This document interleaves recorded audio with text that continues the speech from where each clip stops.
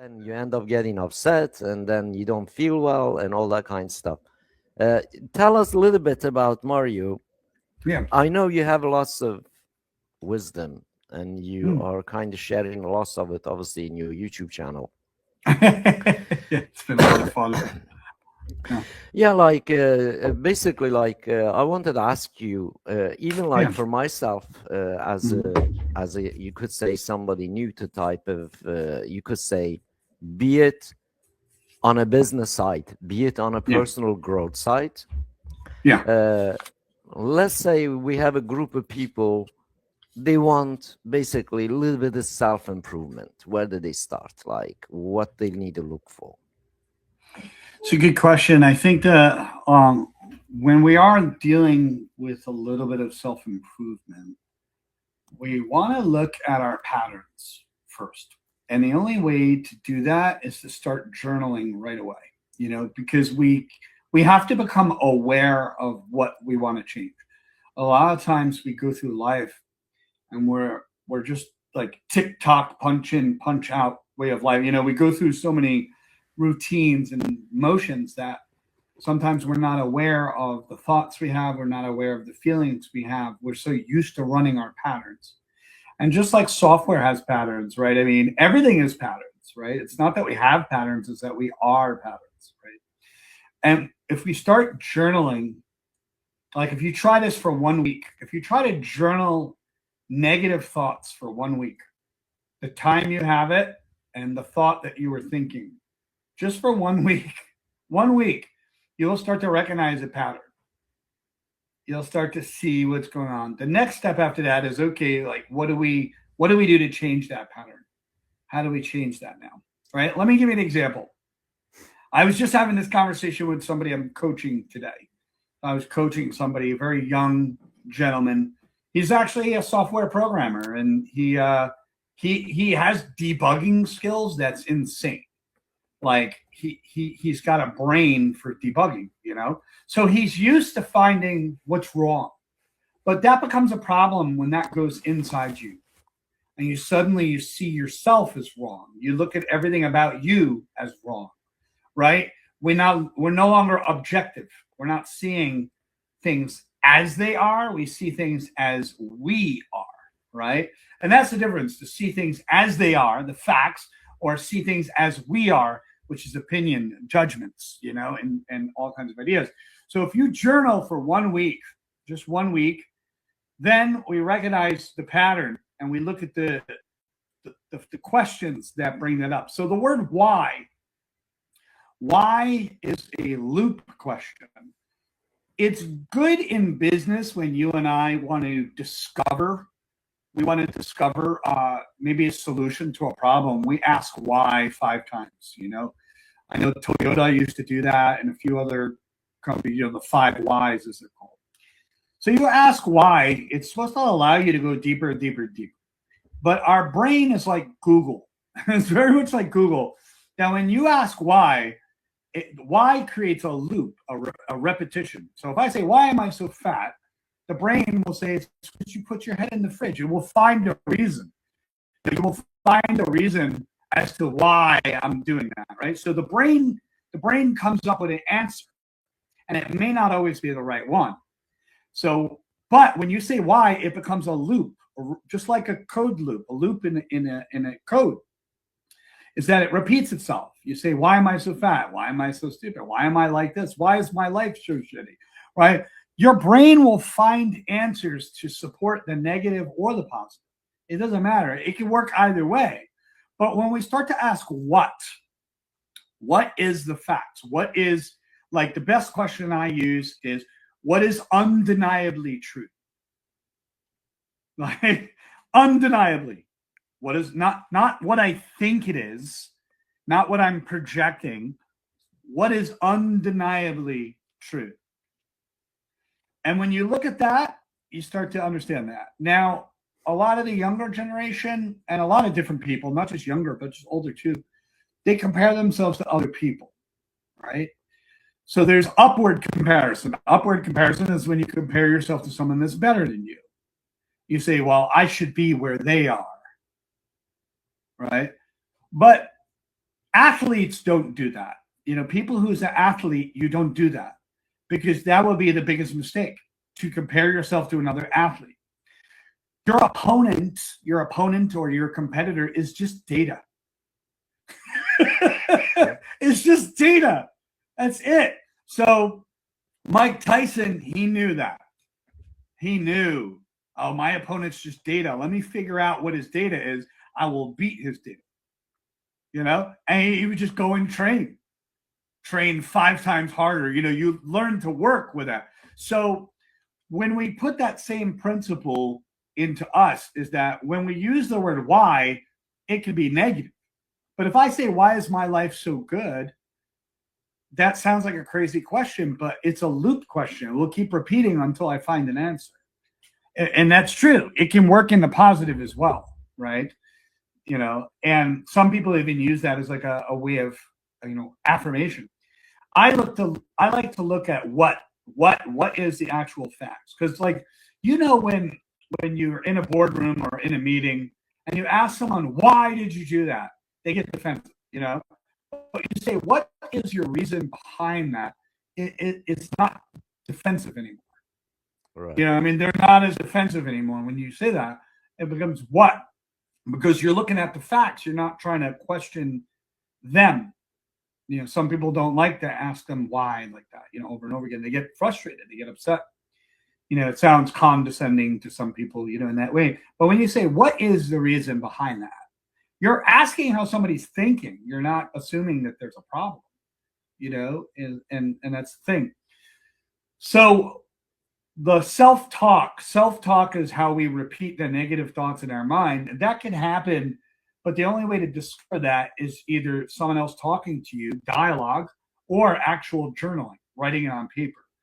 And when you create a journal of the time and the date, and you can put it in your phone, and then later you put it on paper, or you could just leave it in your phone. At this time and this date, I thought this thought, because for every thought, there's a counter thought.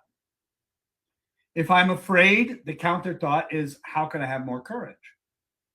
Right? If I'm frustrated, how can I develop more patience? Or what's a way that I can see patiently with this, right? So for every thought, there's a counter. It's just like a scale of balance, Objectivity, to be objective, is a superpower in business. For the CEO, for people like me and you, to be objective is a superpower, because there's bias everywhere, right? We go on YouTube, there's bias. You go on social media, Instagram, there's bias. You go on LinkedIn, there's bias, because everybody has subjective feelings and thoughts. And some people, they have such a strong opinion, they will die for it. True. But what is it costing your health? What is it costing your mental health? What is it costing your mind, right? To think that way, right? To be frustrated and angry and all that. So when we become objective, you learn to harmonize with people a little bit. You see all sides, you see all sides. And even in a court of law, they still have to be objective. Like, the law is the law, it's written, but they still have to look at all sides in order to weigh in the agreement, to where are we, and that's when they have to have a hard conversation with somebody. They really have that hard, evidence. Difficult conversation that the lawyer has to have with you. So it comes down to that, to that ability. So being objective allows you to see all sides. So in business, being objective allows you to see all sides. When you're going to make a decision, you're going to figure out if it's favorable or not favorable. Right. Sometimes you don't have the time or the luxury to to spend weeks, but you have to have an objective answer in 24 hours. So that you get better at being objective and see all sides. So competitive analysis, which I love competitive business intelligence, like competitive analysis. So looking at the business information to understand your competitor, to understand that. You have to be not just, you cannot be Spock from Star Trek. You can't be all logical, and you have to have an imagination, right? So let me give you an example. If we're looking at a competitor of your organization, what we have to look at is not the future. we have to look at what they're doing now and have enough data, enough info to figure out their path to the future. So you're not figuring out the future, you're figuring out the path to it. So how do we do that? Well, if you have a competitor for like no limit emails, like, okay, he has a software. All right. Who is he hiring? All right, Evan, let's go on Indeed and see how many people they're hiring. Oh, look at this. They hired 500 salespeople. They're working on selling something. Oh, but over here, there's one lawyer they're hiring for IP knowledge, intellectual property. So we look at that lawyer and we find out that they're looking at enterprise level. So now it's no longer a small application anymore. They're going enterprise, they're going business. So that tells us, if you collect all the info, that tells you the path that it's going to hit. So eventually you start to figure that out. So you have to identify their gravity in the market, where they are. Gravity is kind of like how they're maintaining their money, their survival in the market, right? So if you look at Apple, Apple's a great example because every quarter they do something. It's an announcement or a product release or a service or something, but it's every quarter. And they do that because they defy gravity that quarter. They get to be above where everybody else is because they defy that, right? So you have to identify that. So how are they, leveraging the market in that way with that aspect? And you always understand the brand identity of the organization when you see the consistency. When the brand is consistent, that means the message is consistent. I mean, that's why we do live streams, right? Sure. Let's be consistent with our brand. And we have to be able to do the work every week, come out here and be able to have that brand message every single week, right? Yeah, you got to be consistent for sure. Yeah. Huh? I said you got to be consistent for sure. Yeah, you have to be able to be consistent with that. We also have to look at the competitors' patterns. We have to look at the patterns of what they're doing because the pattern is going to point the next direction. A lot of like hiring is one, news articles is two, like announcements, news articles. Even the video tutorials on their website can also point to what they're doing because it tells us if it's enterprise or not. You can even look the at ads, isn't it? The ads can inject lots of information for sure. Absolutely. So what I do once I have all that information, if they're a competitor, I use what's called inverted thinking. Inverted thinking is when you start at the problem and you work backwards, right? So if they were going to destroy me tomorrow, what would they do? Right. It's a very the hard part about that, Evan, is that if you're not objective, that if a person is a CEO and they're not objective, there will be negativity bias. Right. They will let their negativity get in the way, and they will make bad decisions as a result. So we have to be objective because it's that objective that allows me to see clear. You know what I mean? If I can't see clearly, I cannot figure out where my position is in the market, be able to figure that out, right? So when we invert everything, when we start from the problem, we go backwards, we say, okay, if I'm in a car, all right, and I'm going to drive to California, what is the problems that can happen? Well, you can run out of gas. Okay, so now we solved the gas problem. I now have $10,000 for gas. It's a lot. Gas is getting expensive now, right? So we've got a lot of money. If the car breaks down, okay, I'll get my AAA car insurance that they'll take me to the nearest gas station to fix it. Right? So you start to solve problems going backwards. And you're able to see that. And Peloton is the company who, during the pandemic, they decided to make like a change in what they were doing. No one was going to the gym. In the beginning, no one was going to the gym. The gyms were losing money and they weren't telling people. I remember paying monthly for like 4 months and the gym never even communicated anything to me that hey, we're not even open and you're losing 4 months of money. So when they didn't tell me that, I canceled my membership. So now you lose Yeah. because you never communicated. You weren't open. Like maybe they didn't see it, but who knows? Maybe they had to survive and they turned a blind eye away from that, saying, "Oh, it's his responsibility." They look at it that way, maybe, right? Possible, very possible. Who knows? I mean, But some of the Peloton, creative side, huh? right? Huh? Some of the creative people, they get to that negative talk loop, Yeah, yeah, yeah. and they don't do that It's objective thing, and they get stuck, right? And correct. Like, let me give you an example. When I was training people at Apple, we had to brainstorm, and part of brainstorming, step one, is ideation. Ideation means you and I would come up with ideas, right? The rule says if you judge in the beginning, no matter who you are, you're screwed. Because if you judge too early, you're not seeing the value of things objectively. So if you and I were going to come up with an idea that's going to be creative, we have to go for quantity first. We have to get the quantity of ideas first. We get as many as we can, stupid or not, no judgment. We go for the number. Then we now, during that process, your judgment is suspended, meaning there is no judgment. Me and you, we go for the large number. Then now we have to go from quantity to quality. So what do? All right, Evan, here we go. Let's take a look at three ideas that are so and see if we could combine them to make one incredible one. And that is where the creativity goes like bonkers. It goes amazing because judgment has to be suspended.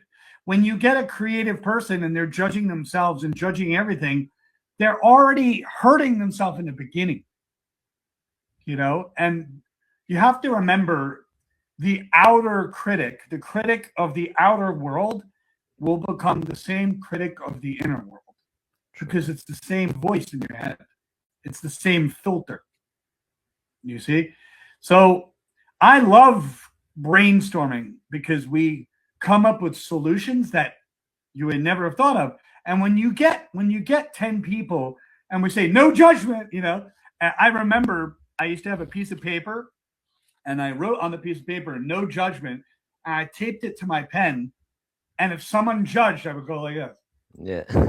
And everybody would start laughing because it was like one guy, he kept judging everything and said, "Oh, I'm sorry, I can't."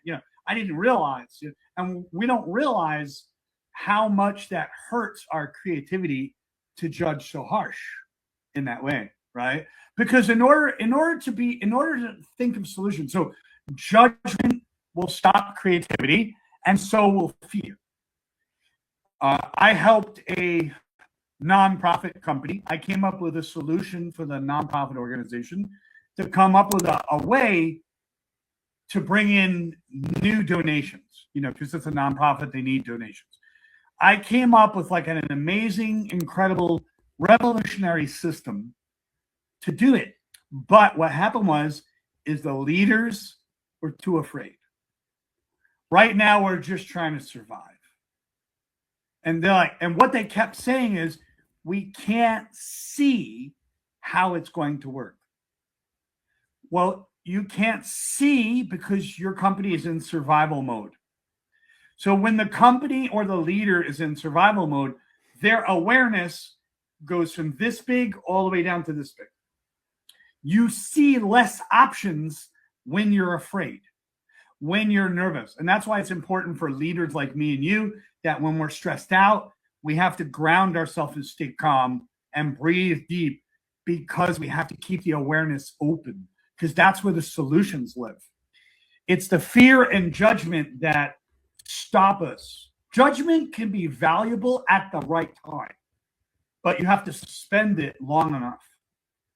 And if everybody's fear is in there, that fear starts to bleed into the conversation.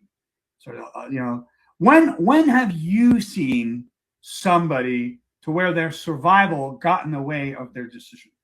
Quite a lot, to be honest, in the physical world of businesses, as well as like digital world of businesses. Mhm. It is kind of really large numbers of people.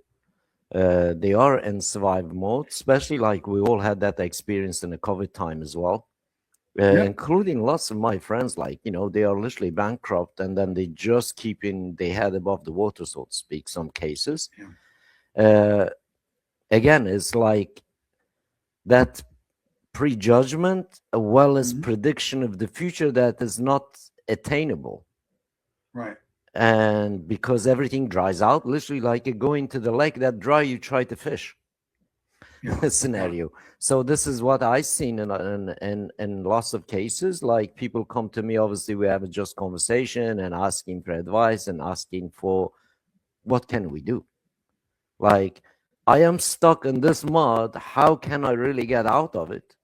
Again, like you mentioned, really is like one of the most important thing is don't just judge the moment that you are in, or don't predict the future that you try to head. Is try to deal with the basically what's real and reality stuff. What is reality, what part of reality is affecting this, Yeah. and what can you do? Like literally kind of like understanding that you gotta cross the river scenario. You either gotta get You're wet not kidding. Yeah. or you gotta go build a bridge. Yeah. Yeah. So Yeah. like a majority of the businesses literally like on that situation, they are very high stress. They are very kind of like you could say closed mind and awareness closes and then in a panic mode. Oh, I gotta lose everything. I gotta lose everything. And then sometimes I just say simply, think about you're still just born from your mother. Did you lose Yeah. anything? Or did you grow and to gain stuff? So, like, sometimes you have to really reverse everything back to the moment of you born so you can distress easy and then rebuild. Like, literally, like I'm saying, myself, for example, like this business world of things is absolutely stressful. Who says it's not? They're not in Mhm. it. Especially you deal with day to day many hundreds of people. As you know, every one of them will come to you with tens of problems. And Mhm. then if you haven't got all the expertise yourself and understanding all yourself, and you're depending on massive teams to try solve this, becomes a huge issue. As you know, like in your case, like in Apple, as you know, everybody's not Mhm. like a clockwork. Sometimes people going to have Yeah. a dentist appointment. You got to miss that talent. Somebody's Right. going to have an operation, and the doctor, you're going to miss that talent. And that specific person supposed to solve that problem you have.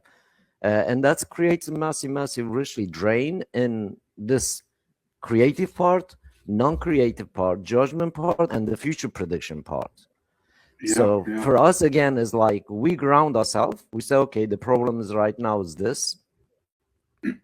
Let's let's crack the shell, see what we found underneath this problem. Like you mentioned earlier, literally again, like going that reverse thinking Thinking. Yeah. Yeah. and kind of tracing back, like, and that's what like makes it easier for us to solve problems a lot quicker, and also Right. literally de-stress about not just ourselves but actually receiving clients.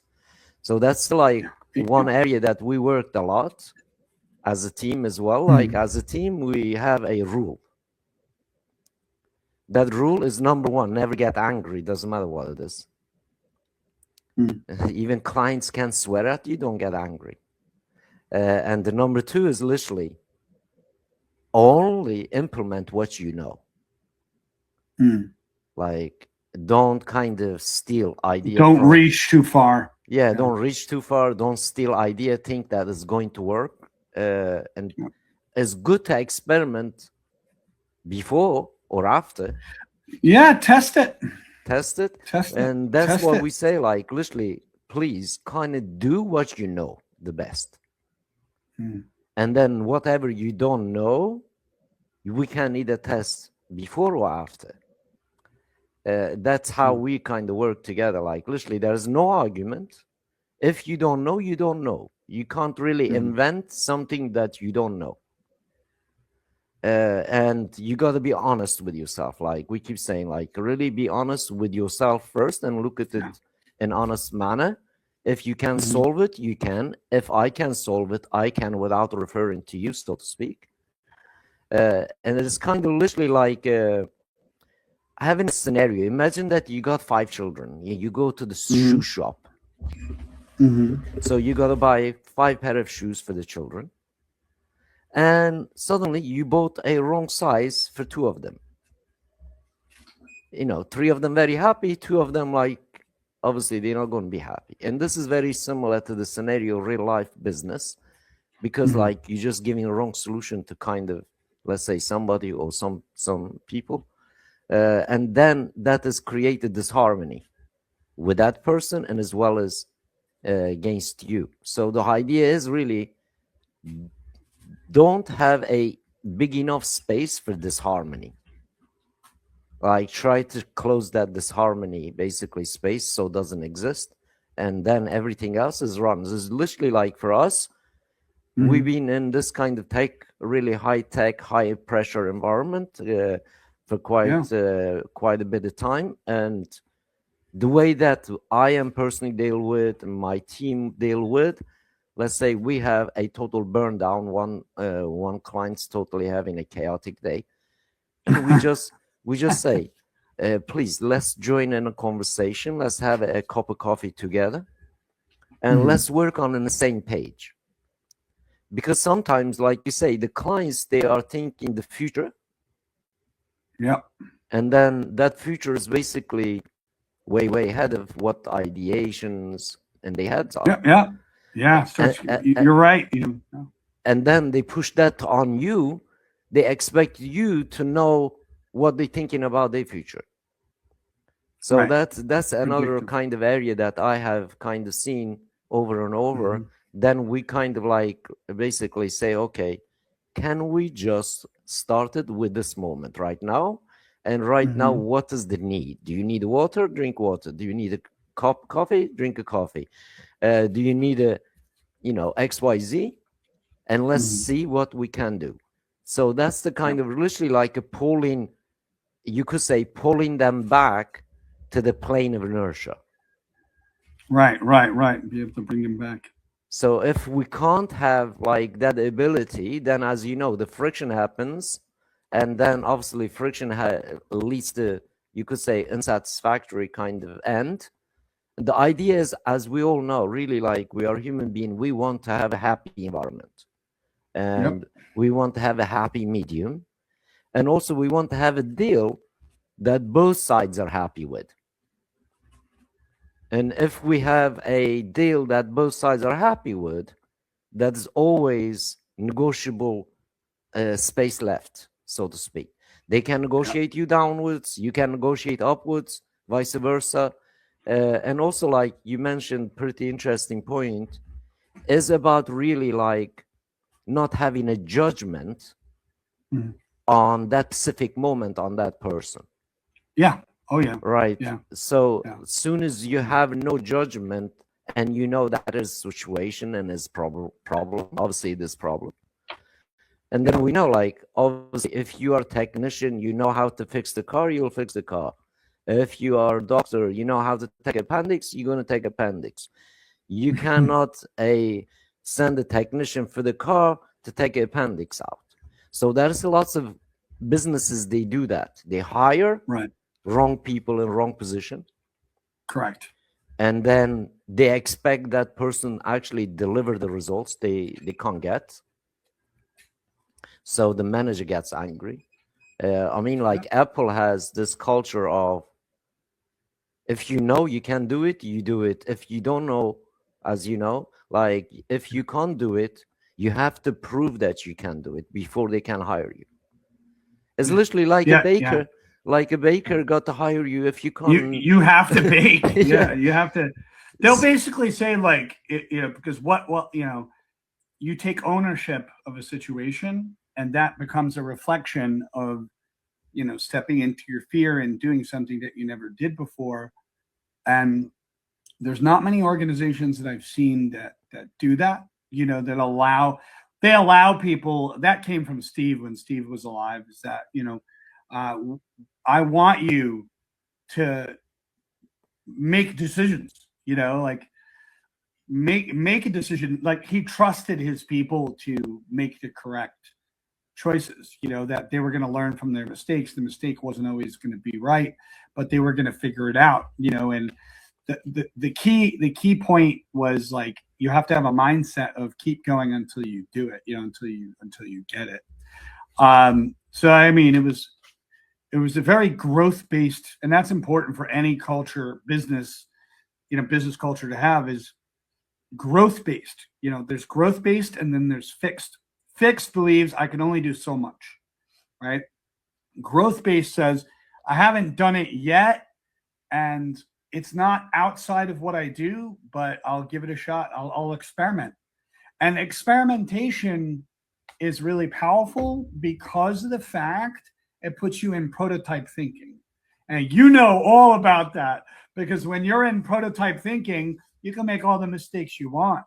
And eventually it's just data coming back, letting you know what you need to improve and what you need to actually fix, So having that prototype mindset is good. And I look at human beings as we are, our identity is like a prototype.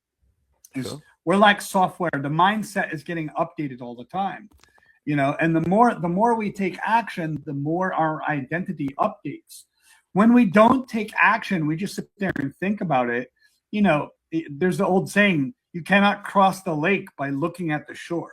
Right. Right? Right. And there's billions of people that just look at the shore. Now, why is that? Well, a lot of us, our number of choices now are 100 times more than it was 50 years ago. 50 years ago, you only have one refrigerator, one microwave, one car, maybe one model. Nowadays, you have all of these different choices, and you have to go look at reviews.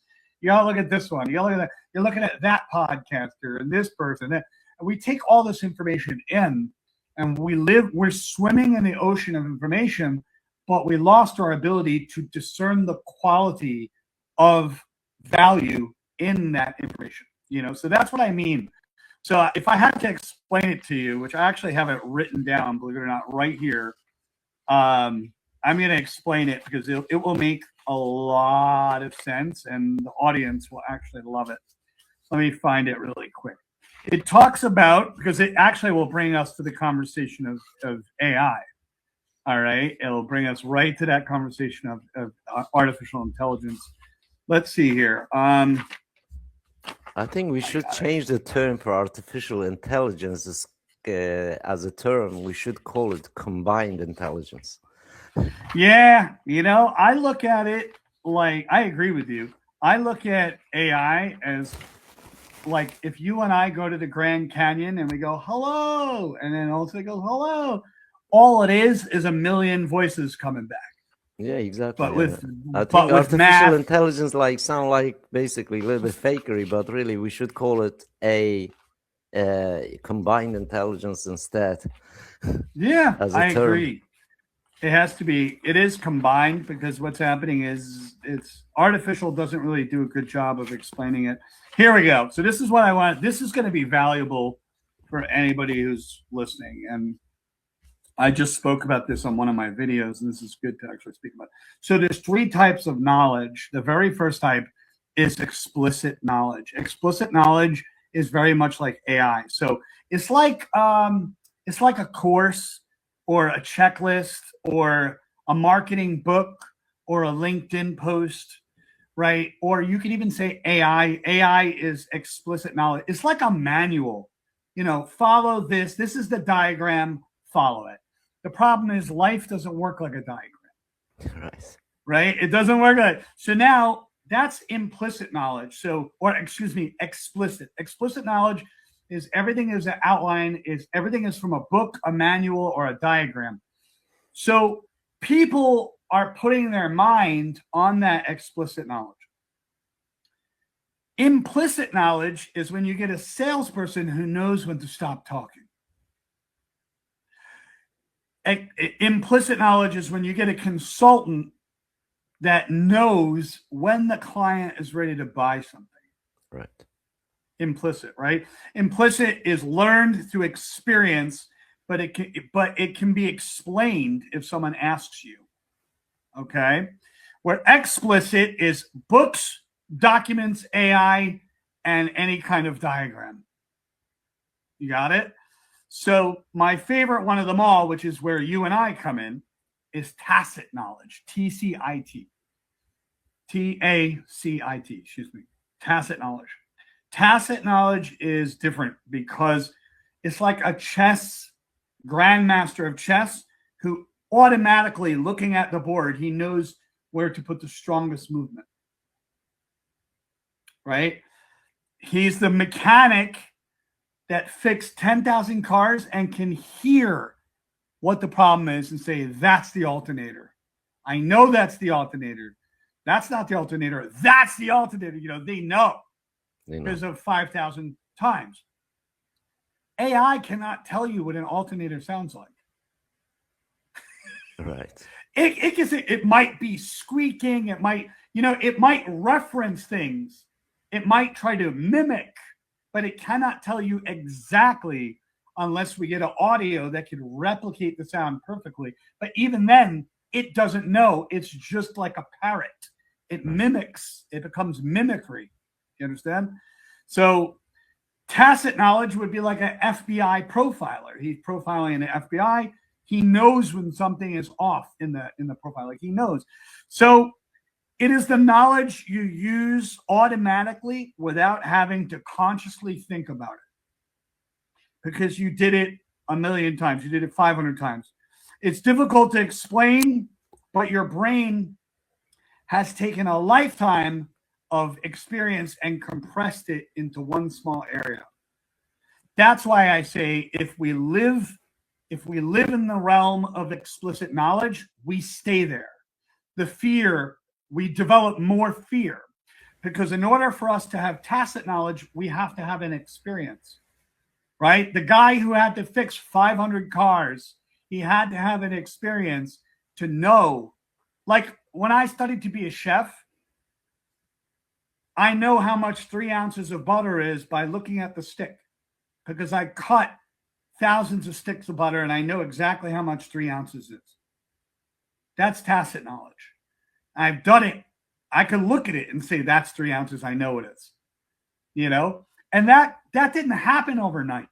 That happened for me cutting the butter 7,000 times, right? So what people get trapped in is the explicit knowledge, the books, the documents, the diagrams. But in order to get tacit knowledge, you have to have an experience. You have to go, learn, and experience for yourself. You're going to realize that the map is not the territory, as they say. The diagram is not the mountain because you have to go and experience that. And it's something I teach. And when I coach the younger kids, the younger generation, go, like my famous advice, go and have an experience. You could learn, you could study, you could absorb information. No one says you can't, but you cannot cross the lake by looking at the shoreline. You have to be able to have an experience. You know what I mean? So courage is in between the knowledge and the apply it. And people get stuck where the information is that they second guess themselves. I don't know. Is that right? Maybe I need to watch another YouTube. Maybe I need to listen to, what I'm saying? I need to listen to another person. So you get the idea, right? Does that make sense? Yeah, absolutely. I think it's amazing amount of information you're sharing. Thank you. Yeah, definitely. And as I always also kind of like believing in that myself, if you don't experience just by basically reading stuff, you're not doing anything physical to represent that reading. Yes, you can compile lots of information in your brain. Lots of it you could compile just like hard disk. But really, if you don't put any blocks together in physical sense, you could dream to become a best wall builder in the world and read all the books, all the architecture designs, till you actually put the two bricks together and build a wall. you know, it's like the rest of it becomes this placebo type of thing in our head. And obviously, like many millions of people do that because real world experience, they just somehow very hard for them to do. Like, I don't know what it is with many people out there. Generally, they have like a fear of doing things, thinking because they're going to get it wrong, even they have all the knowledge. Yep. But again, it's literally like, if you can't get it wrong, if you can't fail, you can't really progress the learning you have. Correct. Yeah. And in some I cases, agree. like, you know, majority of time, I try to do things so I can basically fail, so I can learn. That's myself personally. Right. Well, that's kind of like our prototype thinking, the ability to do It is. prototype It thinking, with is. that. I think where the fear comes in for some of the other folks out there is if they're on the job working for someone else, they may fear that the failure is going to have a cost to the business or cost them their reputation, or maybe they have shame around looking bad. Some people have shame around mistakes. They have shame around things because they want it to be perfect. They want it to be great. And maybe they got criticized when they're younger, and that voice that criticized them when they were younger became the inside voice that criticized themselves. So the hard part is getting people in business, getting people to realize that, okay, look, there's a mistake, there's a costly mistake, and then there's a mistake that's not a cost. But how do we, I studied this. I actually studied this for my own education. What I learned is this: when you do a practice run, it's to learn it. So it's a simulation. Learn to have a training simulation. So if you were going to train somebody on your internal no limit email system, you make a training simulation. So when the person comes in, say, you're going to learn this for 1 week, follow the instructions, go through everything, and take the test at the end, and they have to do it. They can't GPT their way through that. Oh, it's all definitely knowledge based on physical experience itself, pulling the blocks together, like in our case. Yeah.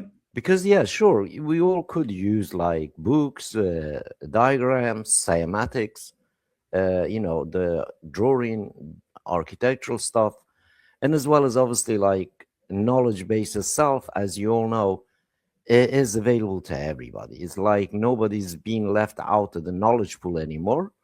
But many people are literally not in that physical experience pool, so to speak. Obviously, some of them, like you mentioned, they have a fear of failure. Then the failure can cost. That be it. Obviously, some people after, you could say, perfection and also guarding the reputation. So, oh, okay, I don't want to let my boss down today, for example. Correct.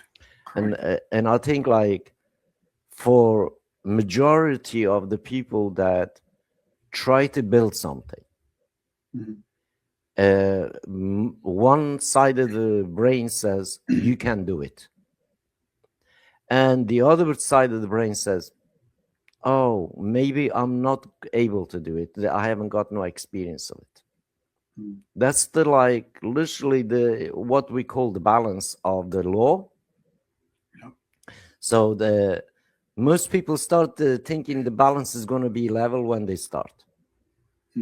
But the true reality is not like that. True reality is based on your obviously experience first, that will tilt the balance in your favor, and versus the actual knowledge you gain that they are non-physical, like mental.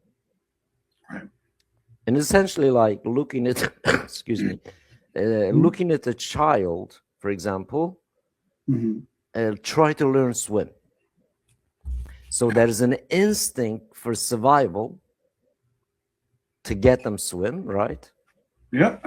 Because they have a fear of not getting drowned, so they have to move their legs, arms, and eventually they notice they actually, as soon as they relax, the body buoyancy is going to push them up, so they don't go into the water. So then they start swimming. But if they don't have that relaxed moment, that fear is heavy. It's kind of like drops them in. And this is like what I seen when I was teaching my children to swim. I would basically pick my son up, throw him in the pool, just throw him in. I mean, he know we are there. He know I'm there. If it's something Yeah. wrong, we're gonna basically jump in. Yeah, But the yeah, yeah. idea was basically to just what I said. Can he has the ability in an early age? Can we kind of trigger that ability we know instinctively he has to have a relaxed moment so he can gain that buoyancy? Yeah, yeah, to be able to float. To be able to Yeah, float. So like literally like going back to the like people that they are basically just try to keep in their head above the water. right. They have that fear, obviously, losing everything pushes them in there. But Mhm. reality is like sometimes we reverse back. We says, well, 5 years ago you didn't have that anyway. So what is it you're losing? Well, yeah. Oh, a way that we can understand that is perfect. What you're saying is absolutely perfect. It's beautiful. It's a great. It's an awesome An example. analogy, like is just Yeah, it's a make great everybody analogy could because understand. here's why it's a great analogy. So when your son was learning how to swim, uh, he may have done things in the pool to where his nervous system was becoming uh, more of an open window. Okay, Exactly. so you can say the window of tolerance with his nervous system got bigger when he learned that I can swim with my arms, but my knees are off the ground. Right. So I'm in the shallow end, so I can touch the ground safely, but I'm just going to lift my knees up and just use my arms only. So that the nervous system starts to learn that, hey, I can paddle. My feet are not touching the ground. If I can do this here, I can do it over there. I can do it in the deep end, right? So our nervous system has like each person. No two nervous systems are the same, but the nervous system has a tolerance. And when we stretch that tolerance a little bit, we start to grow. That's the beauty of it. Is so like when he goes in the pool, if he goes in the deep end, is just holding the side, and he decides to let go and kick, then grab it again. He's training his fear, training his nervous system. I can let go and I can grab just as quick because when you plan it yourself, your fears should be manageable and desirable. Like if you have a goal, it has to be desirable. If you have a fear with that goal, you have to be able to manage it. Some people want to come outside of the comfort zone too far that their nervous system starts going crazy. But if you just come enough, just slightly outside, just a little bit, the nervous system trains. So when he was in the pool, he might have did several different things. And you teaching him, say, hey, if you do it this way, you give him variations because the brain loves 7 ways to do the same thing, but in a different way. Then what happens is that fear starts to go away because you have enough variation. Okay. If I train you to run into a building of fire, and I train you 7 different ways to enter that building, your brain will have a blueprint as to what you're going to do. That's why we do fire drills. We do the fire drills. The more real you make the fire drill, the more your nervous system becomes Handles. Handles it. I learned this when I first started doing martial arts. We did scenario-based training, and the kind that I did was very serious. And it came out of, my teacher was out of Canada, and it was like getting surrounded by 3 people. You didn't know what was going to happen. Okay, I didn't know who was. All I know is one person walk up to me and have a conversation. I have a helmet on. They have a helmet on. We can go. We're not going full force, but almost like 3/4 force. But we have a little bit of padding to deal with it. And when you go into the scenario, every scenario you go in, it's like a blueprint. Your brain takes that and says, I've been here. I've been surrounded by 3 people before. I know what to do. And you learn, part of our training was, okay, you're surrounded by 3 people. Which way are you going to go? And we would do, you do training and then you have the actual scenario. The scenario is when your nervous system is going on, going crazy. Your nervous system was going off the charts because I was surrounded by 3 people and you didn't know who was going to punch me first. Right. You had no idea. You had no idea. And that was training that was for a lifetime for me because it helped me understand that the nervous system needs a blueprint. So that's what I mean by simulation is if we have people in the workplace and we teach them through simulation without cheating, without GPTing the information, we teach them how to do it. If we make the scenario really hard and very real, but without the error, without the repercussion. It's a little bit like kind of very similar to the NASA astronaut training, right? Yeah, very much a simulated training like that. So when we do that, then the fear of making a mistake is a lot less. I mean, like fear of making mistake is really like you could say costing humanity and society a huge amount of stuff. It's kind of like people not talk about that much, but really like not much studies kind of done on that area. But we all now are based on our own experiences, having that tiny fear that puts you off to kind of accomplish something really is huge cost on a society as overall, not just individual basis. And so that's one thing I think like lots of people could take away from this conversation we're having. It's just like literally me telling my son, hey, 9 months you were inside the water, so like me throwing you me throwing you in the pool is you didn't drown in there, you're not going to drown in here, this is just a little bit bigger.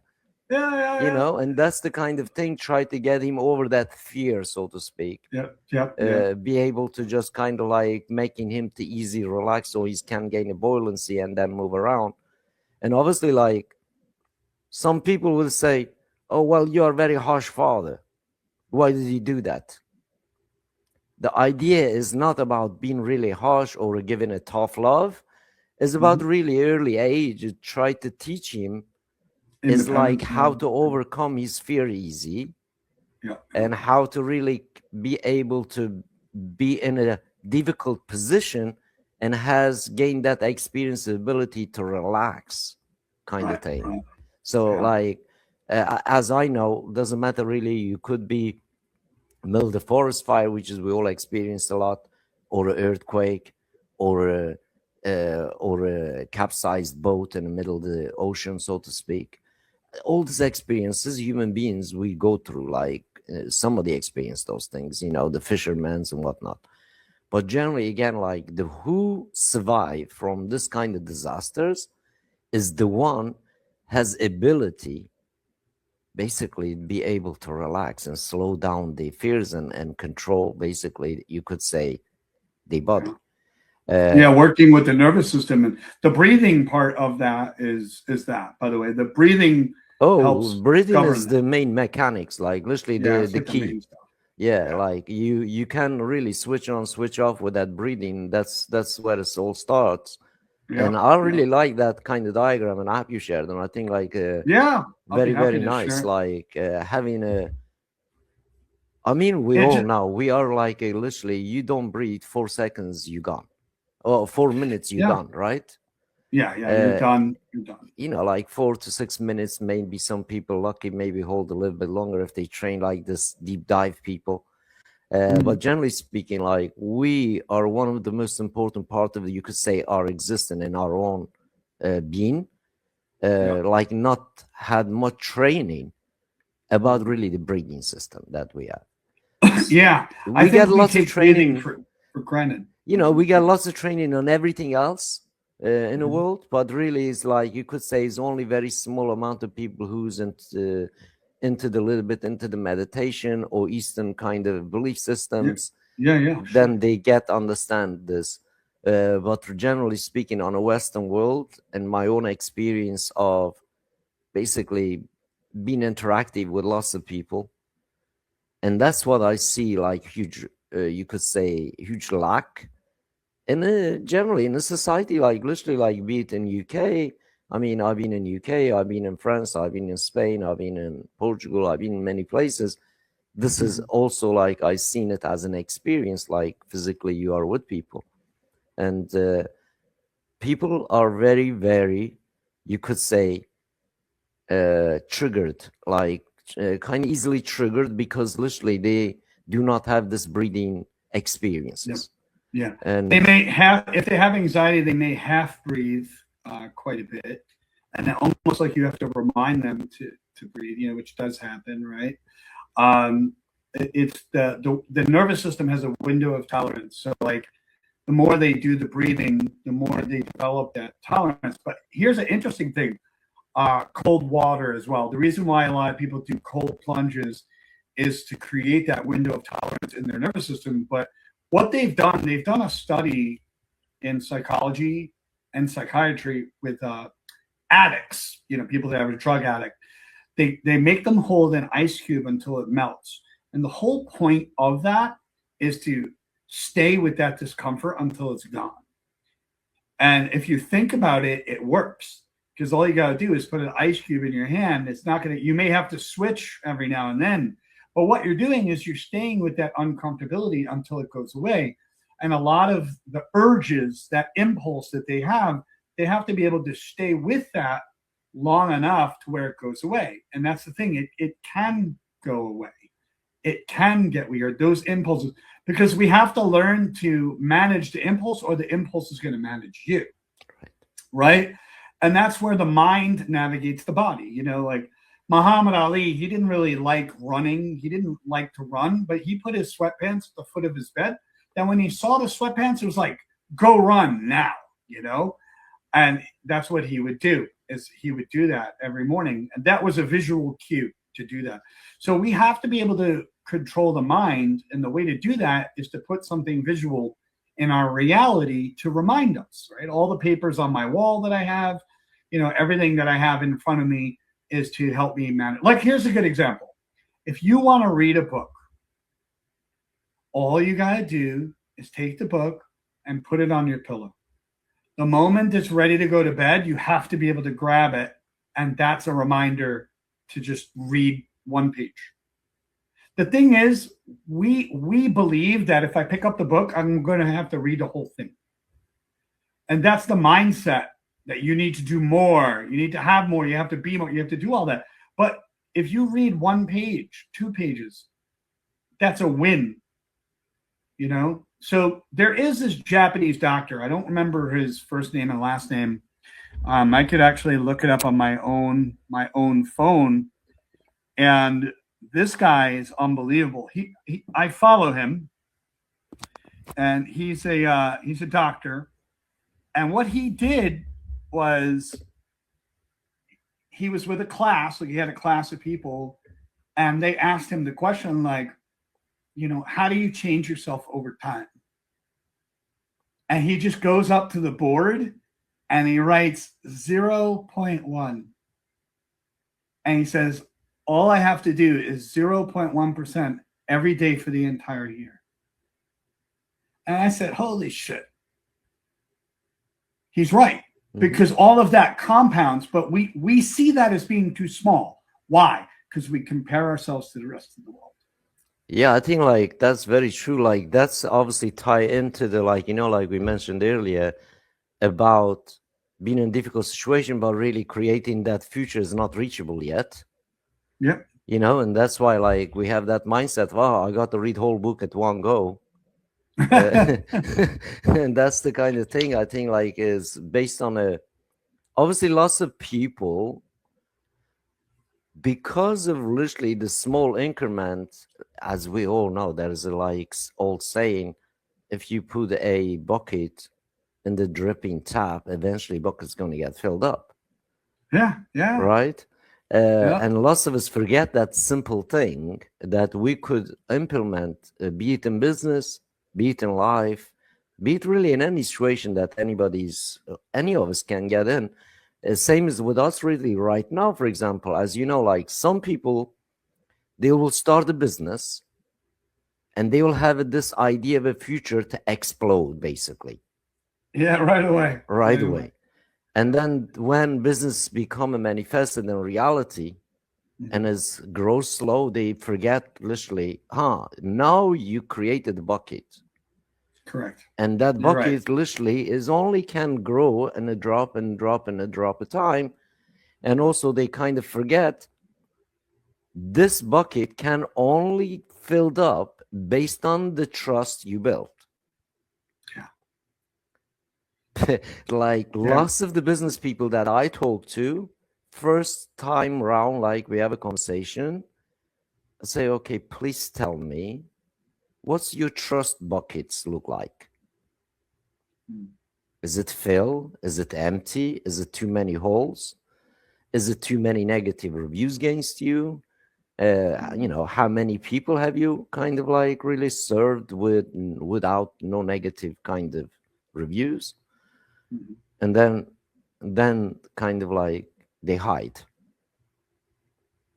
Because remember, in a physical world, there is a lots of caves that people hide in. Especially on the business world. Yes, lots of caves people hide in, and they are not very truthful to themselves. In today's situation, like, literally lots of it kind of acting and pretending or fake it till you make it type scenario. Yep. And that's when it's literally like this, you could say, fear pressure puts them very, very deep under. One side of them are, as a human being, we know, like, we all benefit driven, just like any other living nature. Like, oh, what is benefit to me? Oh, okay. If it's just benefit to you alone, and we mentioned, like, if it's just benefit to you alone, it should be only your input and gain from you yourself, not somebody else, not someone else, not anywhere else in the world, but just you.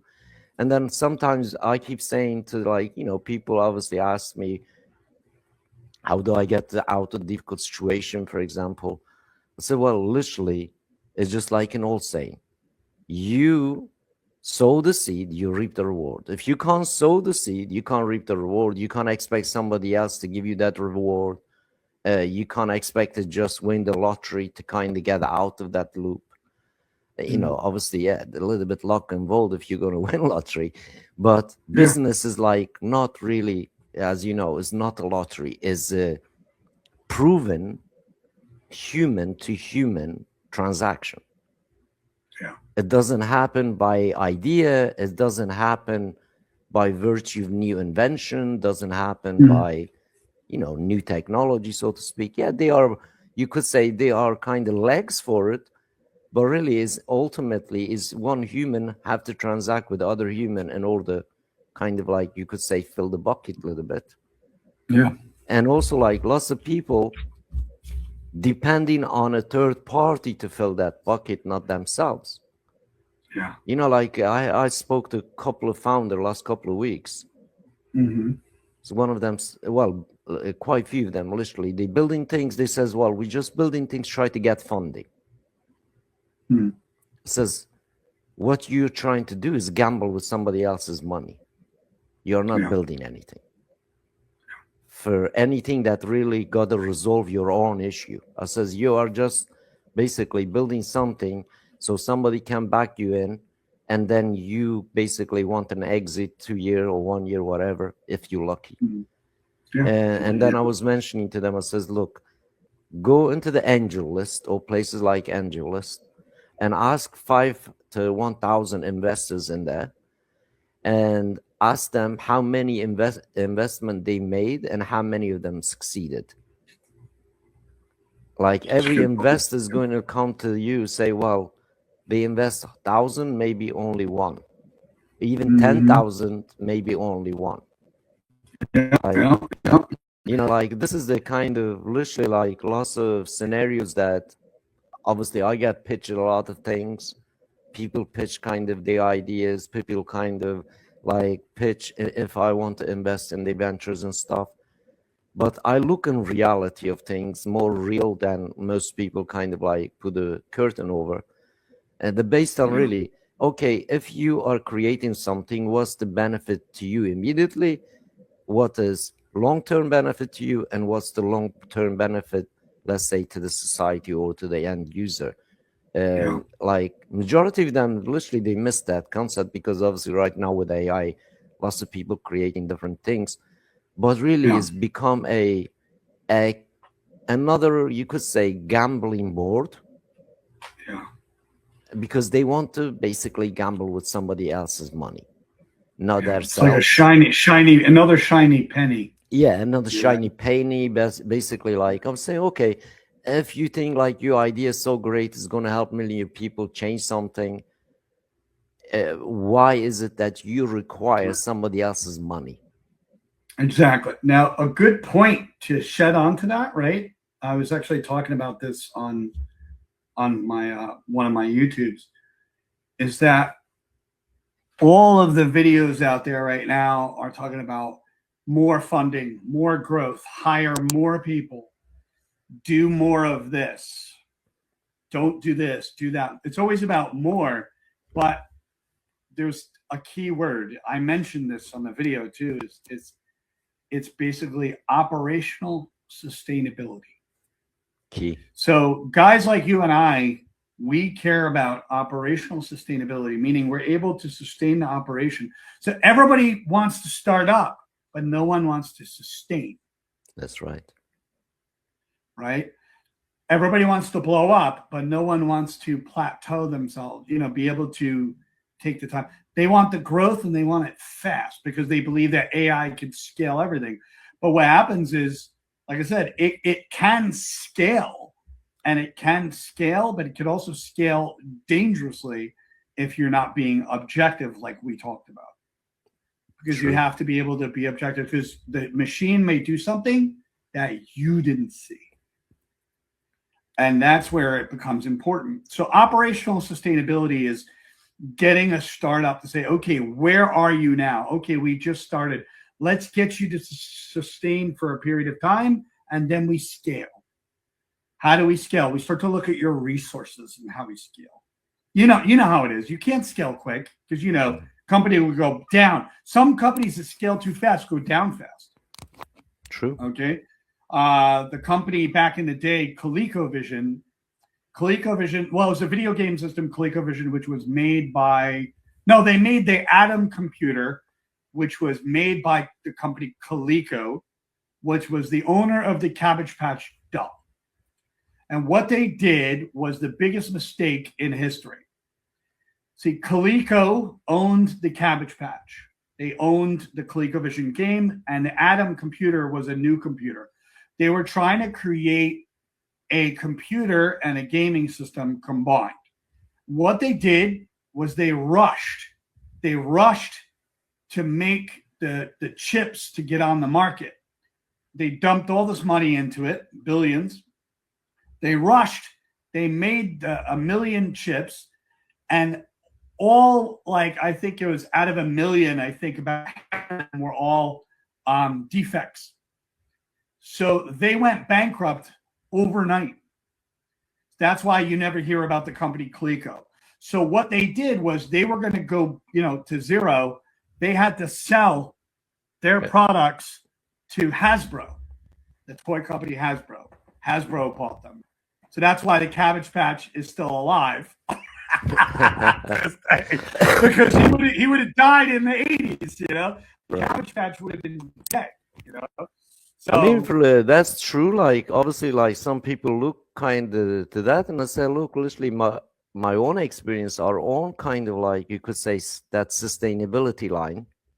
Yeah. How long can you sustain without really drown, and also how long can you really stay a functional mode, and serve much as you can, so to speak. As you can. Yeah. I mean, we have been doing that literally in an industry that is, as you know, literally very, very hyperactive industry that fees goes up almost like petrol station. But, it is. But we able to put a tap on, we able to kind of literally not let that happen. Yeah. Because we know again, it's like, again, I think like you got to put 1000% effort in to get 0.5% out. Yeah. And people not not prepared to do that. Like, you know, normally they have this short kind of little trip type of thing. They want to constantly, if we can't grow X amount X today and we're gonna dead type scenario, like that Coleco scenario you just mentioned. Yeah, like that's what happens though. You know how it is when you rush to fill in the problem. And that's another key point, Rishi, you mentioned. I think like majority of people, they rush, and they rush basically so fast. They kind of like literally look at it as a fast marathon, like business is fast marathon, instead of literally is a crawl to the top of the mountain, so to speak. It's almost like quarter to quarter for me. Well, I mean, like quarter to quarter for, if you are like, you could say very similar scenario situation, or you could say small, medium to apple size.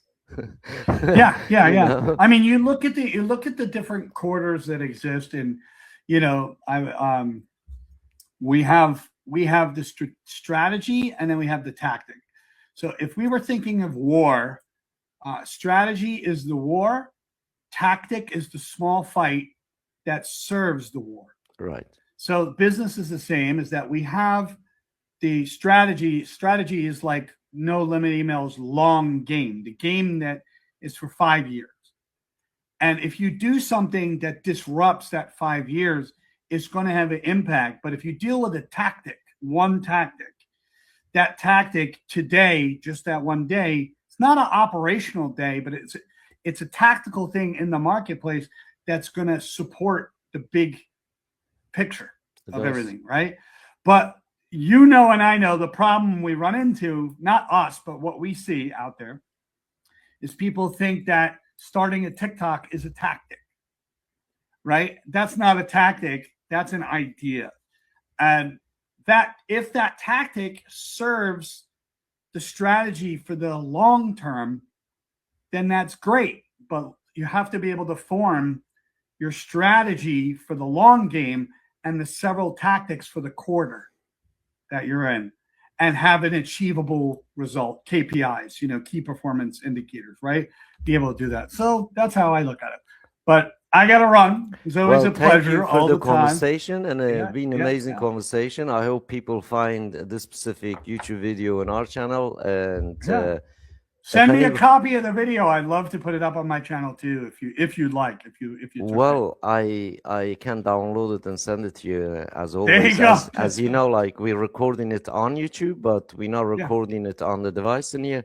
But yeah, for sure, absolutely. Yeah, and we will continue this kind of conversation with Mario as well. Please check Mario's YouTube channel, and I personally love it. I've been in, as you know, like we've been kind of like following each other for quite a long time, and amount of information that Mario's really share is worth to check out. And I am glad actually your YouTube is blowing up a little bit and doing well. It's starting to get there, you know. It's starting. And also check out the Voice of Victory podcast and like on Apple, on another places. I've been on there myself a couple of times. Guess we have to do another one, Mario, one day. Yeah, absolutely. Thank you for your time, my friend. All right. Thank you, my dear friend. Have this chat with you. All right. Talk to you later. Totally right. Bye-bye. Thank you.